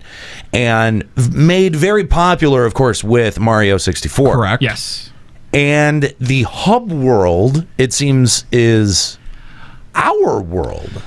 Or I'm like not okay. It's like a yes and no. Okay, I'm not sure if it's the hub world or if it's a world. Or if one of the worlds is our world. well, because that seems to be the theme, is that you're traveling to different themed worlds. Yeah. So one world has really awkward Mario standing next to like a literal real person. Isn't this really weird looking? Isn't this the thing that like killed Sonic 2006? Sonic Adventures way before then. There was a lot of things that killed that franchise that had nothing to do with the real world. But then like it shows screenshots from like a different world, and then it had like weird cube people walking around. Oh, so Minecraft? No, I guess Minecraft. But they are saying that that there's like some kind of open world element to it. Yeah, so it's open world, and like it does feel weird that Mario's next to like a real person, but that's just in one world. Right. In a different world, he's next to weird potato people or whatever. Oh man, I'm waiting for that FF14 crossover. Yeah. So it kind of works in that regard. Are you hyped for it? It looks cool. Dude, the look on your face right now says I'm trying with everything in my body to work up any kind of emotion. Okay, I can't get hype for this because fucking holiday 2017. This is not coming for another year. I can't really get excited about games that are 10 months in the making. And that's not discounting any possible delays. Yeah. That too. Oh, jeez. So, sorry. I mean, I'll probably buy it because it does look good. I wasn't really into Mario Galaxy at all, but this one I'm kind of into because it also looks like a successor to Super Mario 3D World. So, I mean, just a lot of people. The idea of Mario in our world, it seems to be a very polarizing concept. When people see it, they have one of two reactions. Like they're either like, "Oh, that looks cool," or they're like, "That looks." Fucking Sonic 2006. God, get me out of here. You know what I mean? Like, But that started in Sonic Adventure on the Dreamcast. It's going to be the dire docks of this one. It's the level everyone hates. I don't know. I like it because it kind of harkens back to Super Mario 64 with the idea of hub world. We go to all these different areas. Yeah, that was a great cool. game. That is cool. I'm glad they're going back to that game design that works. Yeah, no, I agree with that. But whether it hits, I don't know. It'll be hard to say. At the same time, though, if our world is the hub world, I think that's actually inherently a little bit more interesting because you're using the theme of world jumping, but he's sort of like stuck in our world, and then there's you don't have to build an antagonist, you don't have to build a threat, you don't have to build the platforming element. It's sort of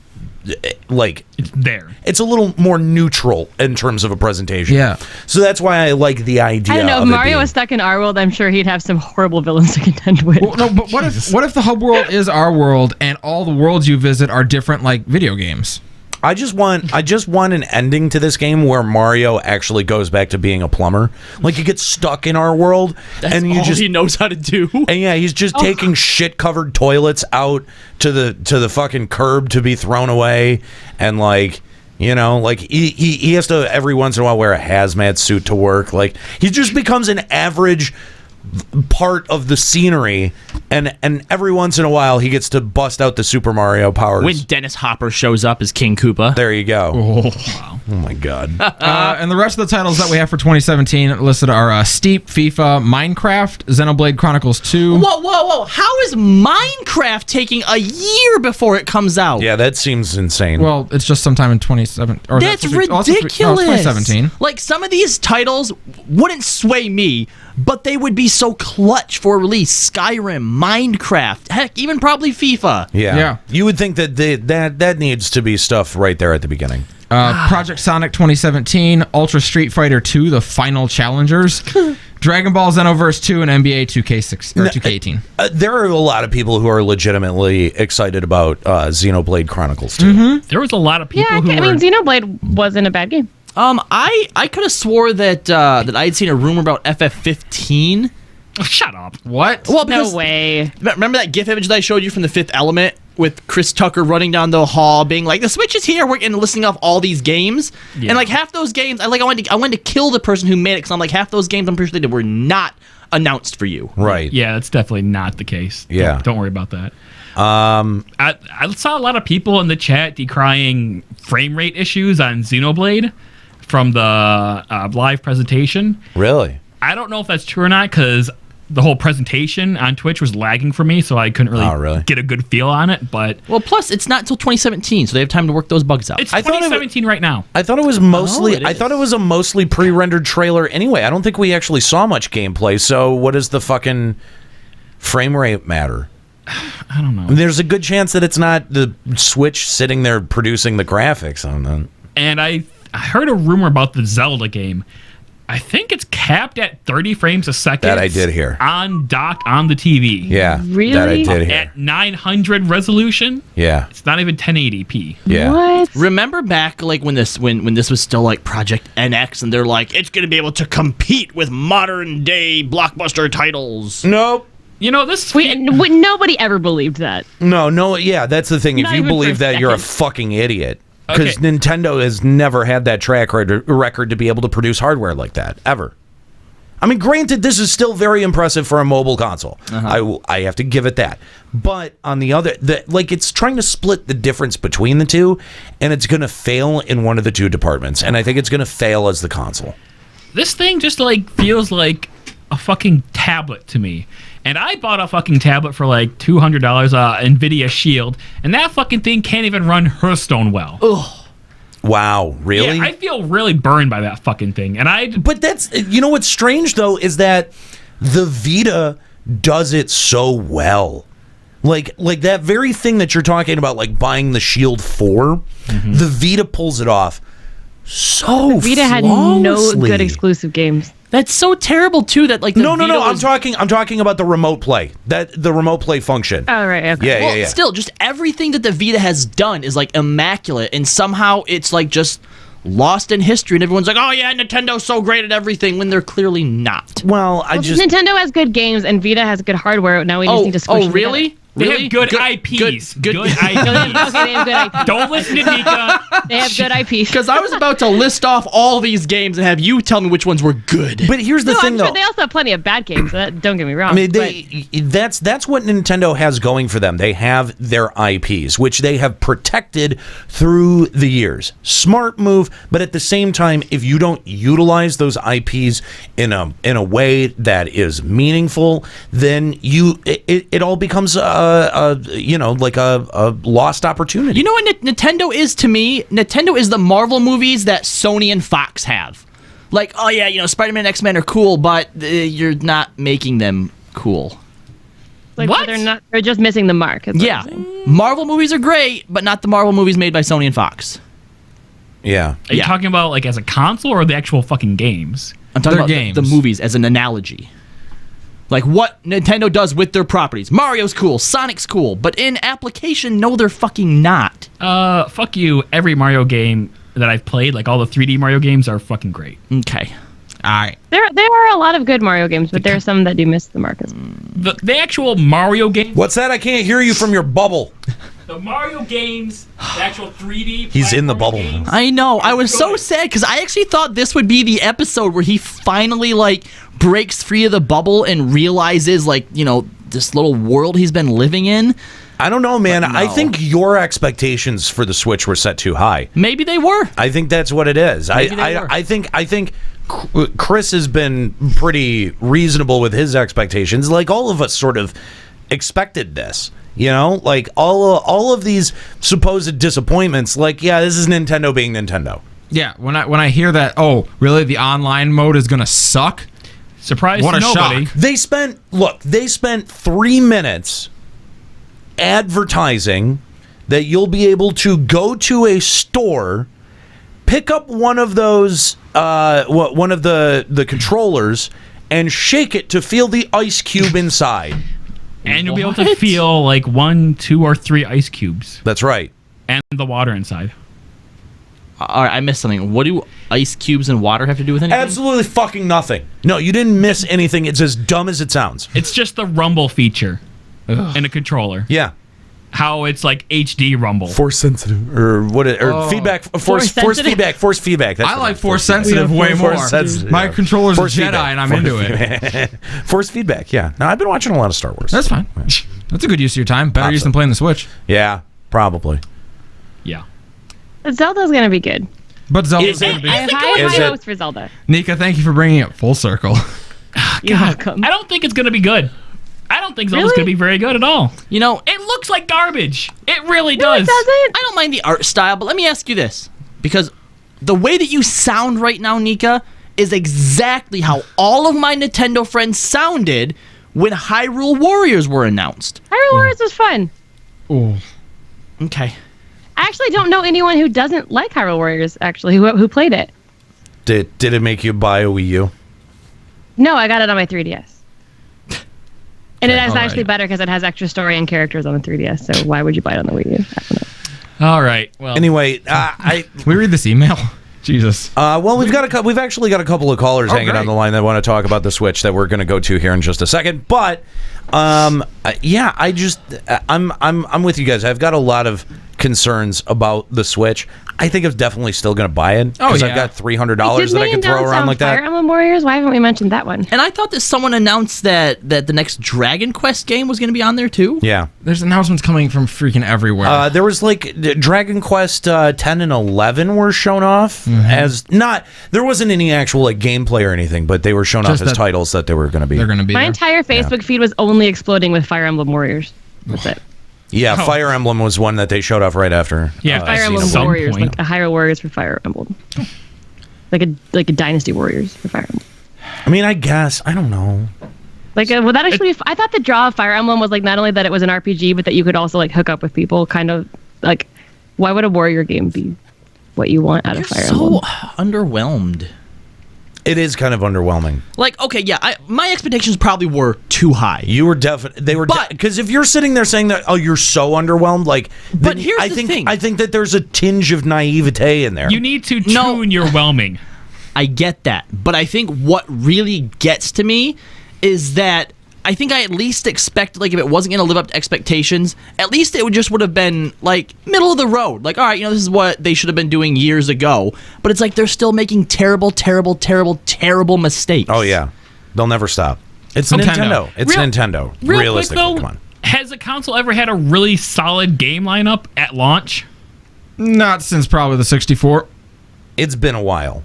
I mean, because the PS4, I remember a lot of the criticism around that was that the launch titles were not there. And PS3. And PSVR. Well, actually, there's a lot. There's PSVR may be truer than the rest. Yeah. Oh yeah, Malky did point out that it was region free. That was a big thing. That is a big. We didn't talk about that. That is a big deal for those rooftop parties in Canada that I go to. Anyway, let's go to our phone lines and talk to TJ. What's going on, TJ? How's it going? Hey, guys. How's it going? Y'all having a good day? We are. Thanks, Tej. Thanks for calling Final Encountercast, man. So, kind of to piggyback off of Nika's comment there about the Warriors games, I've been playing Warriors for as long as I can remember, at least since Dynasty Warriors 3. And you always got made fun of playing those games growing up. It's like, God, they're so stupid. The voice acting's bad. But as the years have gone on, they seem to get more and more respect to the point where I thought it was almost funny that they put Fire Emblem Warriors in their sizzle reel, but they didn't mention one word about Mario Kart 8, Deluxe. So between Dragon Quest Heroes and Hyrule Warriors and Fire Emblem Warriors, I mean, do you think that the Warriors series as a whole is getting more credibility? And do you think that the Switch, like Nintendo, needs to play into that more? Like, because Hyrule Warriors actually was I know a lot of people that never played Warriors games, and they just absolutely loved Hyrule Warriors. Yeah, I'd never played a Warriors game, and and I loved Hyrule Warriors as well. I mean, I enjoyed. I think that's one of the worst ones. I enjoyed the Dynasty Warriors games like growing up for about like the same problem. The first 2 hours, like those were tons of fun for 2 hours to go around beating up huge hordes of guys. Right. And then it got kind of like, all right, and I'm done. I got bored watching like the trailer. I'm like, okay, so is that it? That's the game. That's what you do, It is man. the game. Yeah, that's it. I'm bored. That's. I guess I can pass on this game. That's the entirety of the game. It's just big hordes of enemies, and then there's like maybe a boss guy at the end. Oh, and then story? That, I forgot. The Hyrule Warriors had like a lot of characters. I don't know how many characters are normally in a Warriors game, but I mean, there was a ton of characters in Hyrule Warriors. So I had fun being able to just kind of change up the playstyle, change up who I was playing, as well as seeing, I mean, non-canon obviously, but story come together from all the different characters from all the different Zelda games. I thought it was done very, very well. Well, and that comes straight out of the Dynasty Warriors games. You can pick all the different people, and they all have a different story, but like, at the end of the day, it comes down to you beat up 300 guys and then get your shit wrecked by Lu Bu when he shows up at the end of it. Yeah. Fuck that guy. Oh, it was always Lu Bu or Zhuge Liang. He'd show up and wreck your shit. I can't say that. It's easy. I just said it perfectly. I don't know if I would say, though, that I think the Dynasty Warriors games get more respect nowadays than they did before. I think they've always been viewed in that if you want something to mindlessly beat up guys with, that's your game.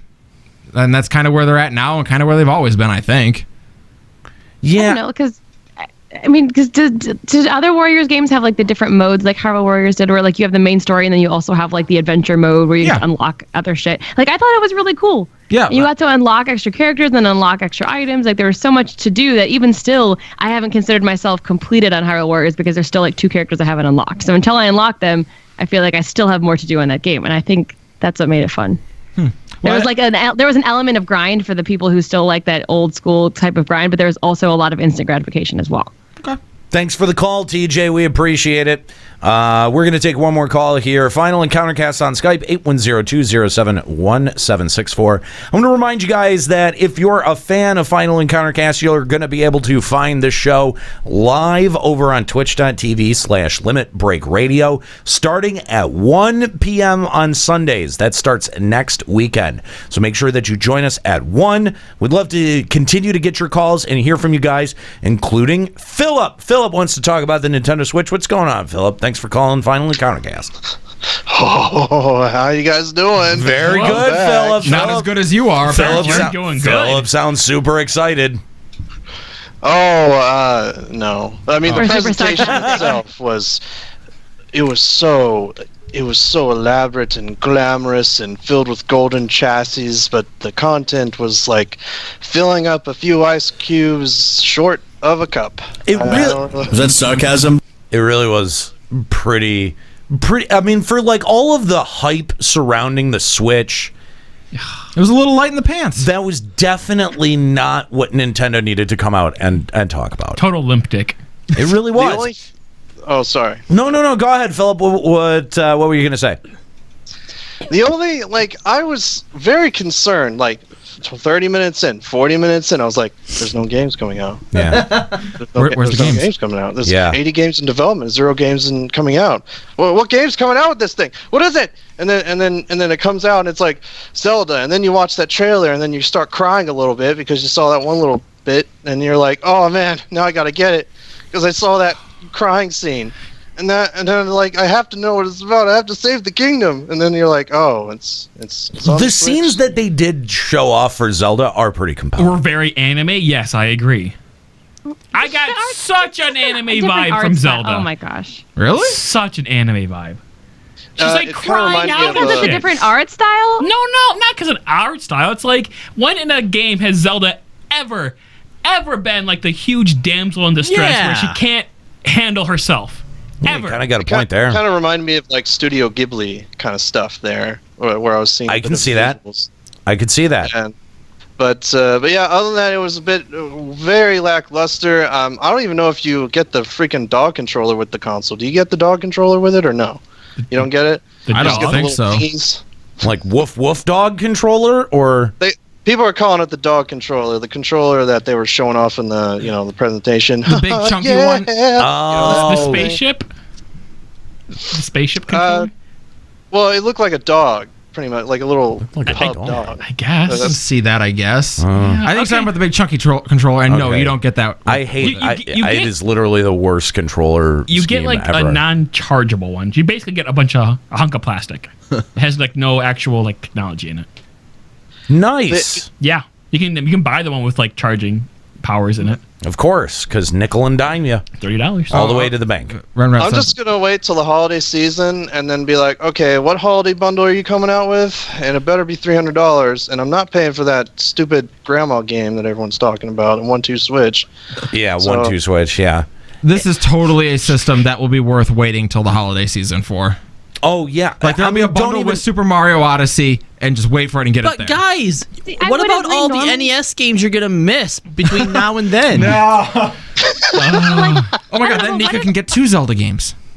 Emulate. I don't know, like I usually tend to agree not to want to get a console right when it comes out, simply because like usually the first set of consoles, I don't know if Nintendo usually has this track record, but there's always bugs in the first set of consoles, and by the time the second run comes out, they're ironed out. The only time that wasn't the case was with the PlayStation 3, where you got the sweet one with backwards compatibility. That you is got the true. First run of it. That is true. Yeah, real shit. Because if you can find those, if you can find a PS2 backwards compatible PlayStation 3, you can get like $250 for it. We had one come through our work the other day. It's crazy. Yeah, we had one in the box still. I honestly would love to have one, because I'd love to just be able to take the PS2 off of my shelf. Like, that's just one less piece of hardware you got to have on your shelf. I don't think I can wait until holidays for Zelda. I just can't. Oh, I could. I'm waiting. But do you think that Be abstinent, Nika. Obviously all the pre-orders are sold out, but how long do you think it'll be before they're like restocked in stores? April. Because I know when the PS4 came out, they would restock like 2 at a time. Yeah, that's what I was going to say, is that they're going to do that really stupid shit where there's going to be a waiting list that they cross 2 off of per week, and that's it. I remember because me and Cern had like enough Target gift cards to buy an entire PS4 or most of the PS4, and so we called Target every single day until one day they're like, "Yep, we have 2," and we like race down there like 8 o'clock in the morning. It's like, stupid. You know what I mean? Yeah. So I just feel like either that's how it's going to be with the Switch, or we're going to have to wait for them to do. Because you know that they have the ability to produce more. Oh yeah. It's that there is a purposeful shortage to be able to drive demand up. Hype. Because like the fact that the Switch pre-order sold out in like a few minutes seems really bizarre to me. Yeah. Like the ones that weren't part of the bundle back. I hope that when the Switch comes out, all these people who pre-ordered it are so disappointed by the final product that that didn't get it's like, whew, I dodged a bullet. No, they all sell it back for dirt cheap, and then we can buy them for $100. And then we can sell them on eBay and just send out box of rocks. Yeah. There we go. That's a good idea. Yay. Philip, thanks for the call. We appreciate it here on Final Encountercast. That's going to do it, though. I think we're gonna have to leave it there. Mostly because I don't think my voice can even stand another minute. It's so close to giving out right now.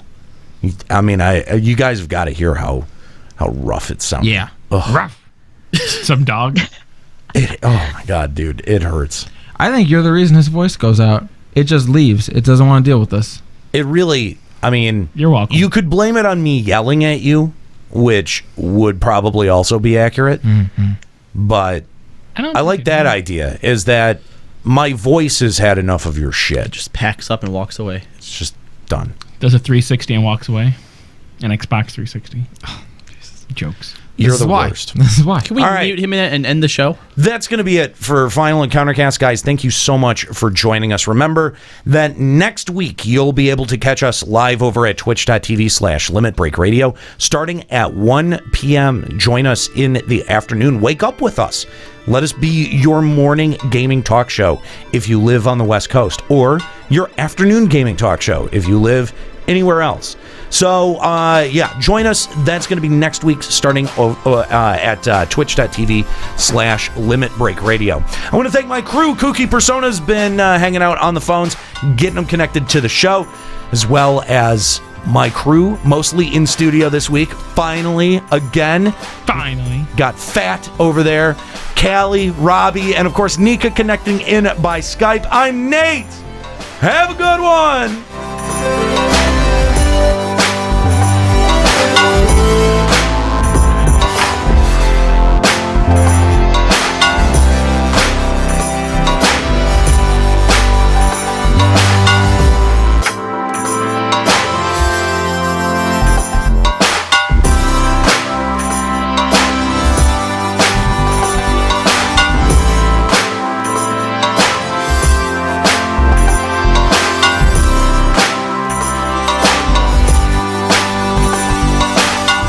Final Encountercast is a production of FinalEncountercast.com, Limit Break Radio, and Bender Media Productions.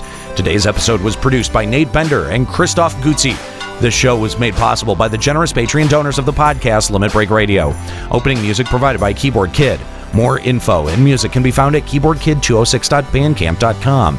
Closing music provided by Sobsy. For more info, visit sobsy.bandcamp.com. For links to articles mentioned on the show, check out our live blog at finalencountercast.com. Final Encountercast and its hosts are solely responsible for its content.